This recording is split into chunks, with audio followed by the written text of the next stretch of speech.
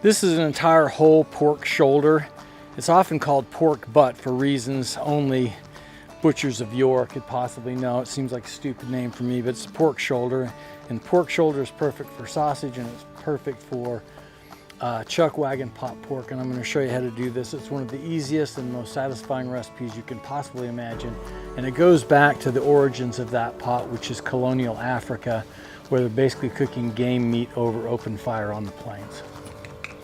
We're going to cut this into pieces that are pretty large. So when, in this instance, if you read a recipe that says dice meat, you don't want stuff that's the size of a dice. You want stuff that's about 1.5 inches across. And let me show you what that looks like in your hand so you can see it.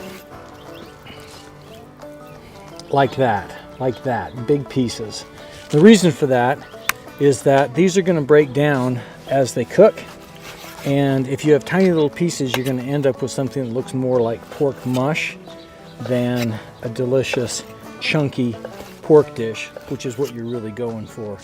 Also, I'm going to cut this cap fat. This is one of the key things that you need to make this dish succeed, and it's one of the reasons the pork shoulder, which is a sausage cut, is the one to use, and that it has some fat.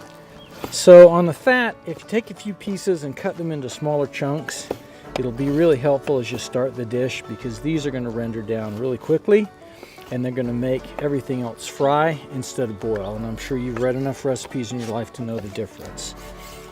So these are small pieces of fat that we cut up earlier, and I'll stir this up and you'll be able to see why it is we wanted to do this. This is going to render out really quickly, like bacon grease, and it's going to keep anything from sticking. Not that sticking is a big issue, but it's just the right way to do it. And you don't have to wait. This happens quickly. You can see already there's juice rendering out of this, so we're going to go ahead and we're going to put the meat right in.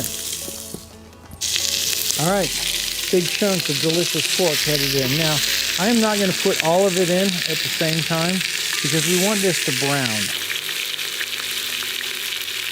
So my favorite version of a chuckwagon pork is North Carolina style.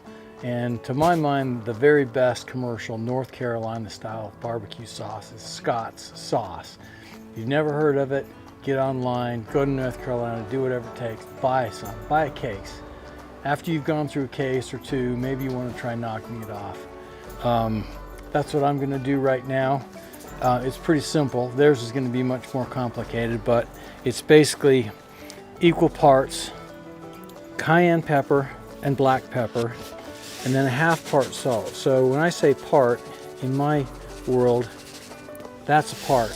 It's a, you know, what your grandmother might have called a handful. So I'm only going to use 1/2 of that. You can always go back and add more salt later if you wish. Then vinegar. And the great thing about this North Carolina style sauce is that the vinegar really cuts through the oleaginous, or greasiness if you will, nature of pork. It's a great counterpoint. It's like mixing wine with butter. And the whole notion of this is we're going to pour some of this in at the right time, and we're going to let the vinegar cook down so that the pungent sort of acid bite of the vinegar goes away, and it leaves that nice mild, in this case apple cider vinegar undertone that makes it delicious. So the idea on this particular dish is just to cook it in its own juices with this vinegar-based sauce over time, letting the sauce reduce down, increasing the flavor and the heat, because if you'll remember, there's a bunch of cayenne in here, till it tastes the way you like it. So here we go.